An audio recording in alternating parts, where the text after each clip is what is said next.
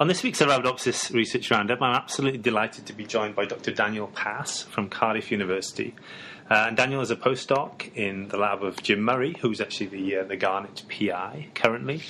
And we're talking about a paper just published in PLoS Genetics, the title of which is Genome-wide chromatin mapping with size resolution reveals a dynamic subnucleosomal landscape in Arabidopsis.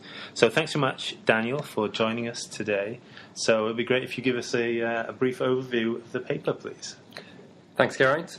So what we were looking at here was using the chromatin analysis method as developed by Nick Kent, also here in Cardiff, to look at how the chromatin structure is found within Arabidopsis thaliana, but then also to look how it reacts to primarily environmental stimuli. So we used a light-dark growth cell culture, and then we were looking at how we can map on nucleosomal positionings throughout the genome and how that changes.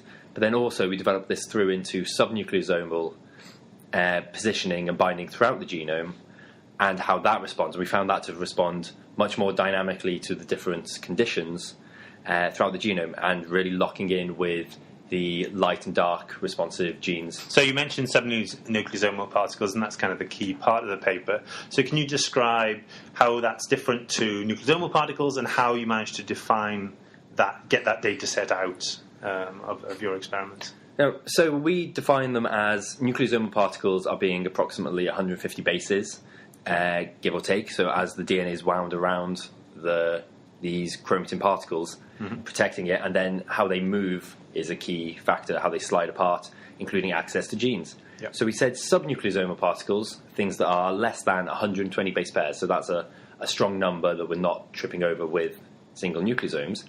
And these subnucleosomal particles can be the transcription factors, they could be activation complexes, and other small particles that bind onto the DNA and inhibit the digestion of it when we go through the technique. So the technique we use is a micrococcal nuclease which digests unprotected DNA.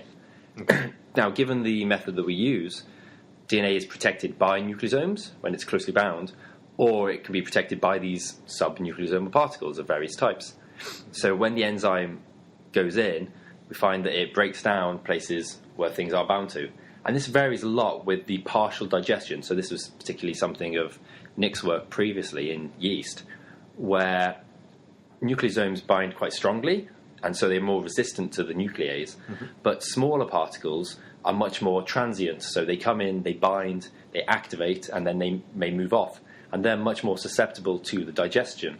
So when we use a lower level of digestion, we find these subnucleosomal particles appear much more, and that was something that was really novel to what we were doing. Okay, that's cool. So the subnucleosomal particles basically describe anything that can be bound by transcription factor or other elements. So you're not discriminating per se on what's binding it, it's just basically not wrapped around the nucleosomal particle. But then we can be more confident when you say there's a subnucleosomally sized particle in this position, and that aligns closely with a known transcription factor binding site. Yeah. You can bring these correlations together. Okay, and that links nicely to another bit of data that is in the paper. So not only did you do this micrococcal digestion, but you got the data.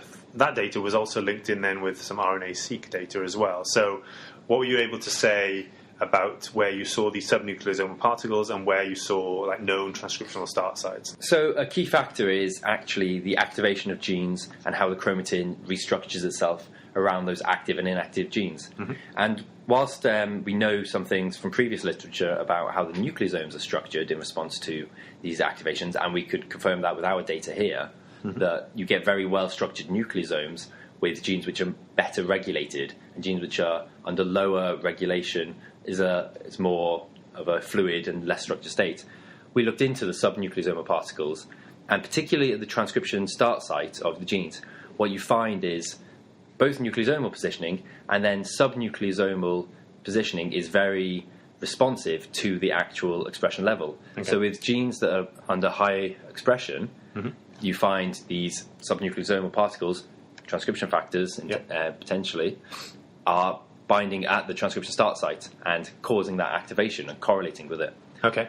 So the other thing is we can see directly, and for the first time, in response to an environmental factor, so the light and the dark different growth conditions, actually genes which are unexpressed in the dark have an absence of this binding subnucleosomal particle, and genes which are actually active from the RNA-seq data have a particle binding at that position, and that correlates with the expression increase. Okay, I see. So not only have you got those two bits of data, but you've also you've gone into previous data sets, and that's the beauty of Arabidopsis now. There's so much data out there, and people have been really great about sharing their data, and it's all in these public repositories. So you've gone in and you've also compared some known transcriptional binding sites and how they correspond with your data. So can you talk a little bit about what you found with that bit of information? So I think we did it in 3 different ways. We took the entire genome using known transcription start sites from the Araport dataset and seen how the structure of subnucleosomal particles were around those. Then we went through and looked at specific individual genes which we knew were light-dark responsive, and saw how the structure was changing in those positions. And then, as you were saying, we used known transcription factor binding sites, for example, phytochrome interacting factor 3 and 4, and then we did some more generalist ones like circadian clock associated.